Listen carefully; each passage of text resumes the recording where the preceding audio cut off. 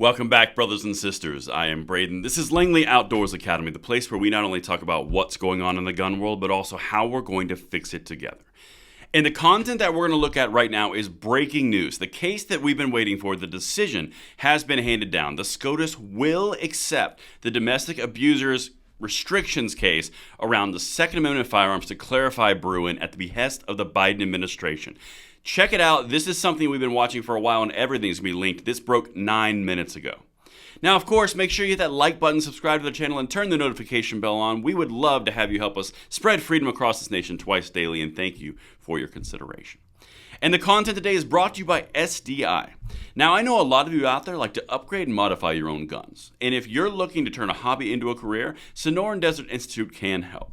The online programs cover everything from ballistics to gunsmithing to woodworking and finishes, shooting, sports management, and more, plus all the tools and materials are shipped directly to your door. There's never been a better time to turn that hobby into a career from the comfort of your home, so what are you waiting for? There's a link in the description box below, and thank you to SDI for making this breaking news possible.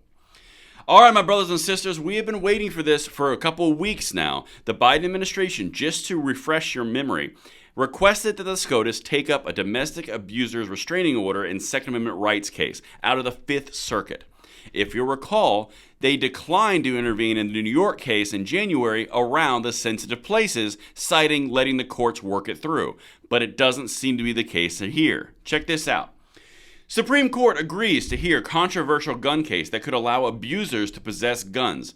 The United States versus Zacky Rahimi, the court will decide whether last year's landmark Bruen ruling negates a federal law against possessing guns while subject to a protective order. Remember, protective order is not a conviction. That's the problem. That's the crux of the issue. And like I said, this broke 9 minutes ago. Let me show you what they're saying. The Supreme Court agreed Friday to settle the question of whether domestic abusers subject to protective orders can possess guns when it agreed to review United States versus Zacky Rahimi, a hugely controversial case that may help clarify widespread confusion over how to interpret the court's bombshell Second Amendment ruling from last year. Again, they did not intervene in the sensitive places BS from New York, citing the fact that lower courts needed to work it out with haste and basically pay attention to it. But now they're taking this one up for next year's docket. There's a little bit of a difference there. We're going to get that in a second. In the wake of Bruen, federal courts across the country have thrown major gun laws into question. State-level bans on assault weapons or ghost guns, the age limit for buying a handgun, and restrictions on gun possession while under felony indictment have all been overturned by lower courts or reviewed at the request of the Supreme Court. All of these things are getting smoked by Bruen. We've talked about this. But now they're involved in this case, again, at the Biden administration. That's their request, all right? This is what happened in this case. When police searched Rahimi's home, they found a pistol and a rifle, both violations of the terms of a protective order he received for alleged, that's the problem, alleged violence against his girlfriend. Federal prosecutors convicted him for possessing firearms while under a protective order. Alleged, not convicted. That is the crux of the problem. But Rahimi, represented by federal public defenders, appealed the conviction. When a panel of 3 justices reviewed the case, after the Bruen decision, they looked for the historical analogy that the Supreme Court now demands to uphold the constitutionality of gun restrictions and didn't find one. 2 of the 3 were appointed by Trump. And this is a really big deal for the next session, the next term of SCOTUS. We're going to find out a lot in that term.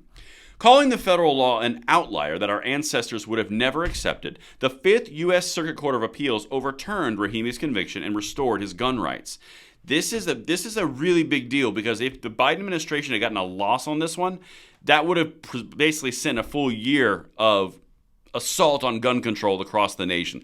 That's what would have happened. But now it's in question pending a Supreme Court hearing, which we're going to find out all next year. So we're going to be talking about a lot of stuff. But let me wrap this up real quick. The decision upholding the gun rights of someone facing serious allegations of domestic abuse and repeated criminal misuse of firearms shocked gun reformers and advocates for victims of domestic violence. If stripping the gun rights of domestic abusers were to become unconstitutional, it's hard to imagine what restrictions might pass constitutional muster under the new standard, and that's the point. What restrictions would pass constitutional muster? The reason the Biden administration put this in place is because it defends the red flag laws. It defends the domestic abusers of allegations for the Second Amendment to be taken away from them. This is a very big deal, probably second only to Bruen because it's clarifying things underneath Bruen, but we've got one more year to figure this out. Let me know what you guys think in the comments field below, and I will see you on the next one. I'm Braden. See you later.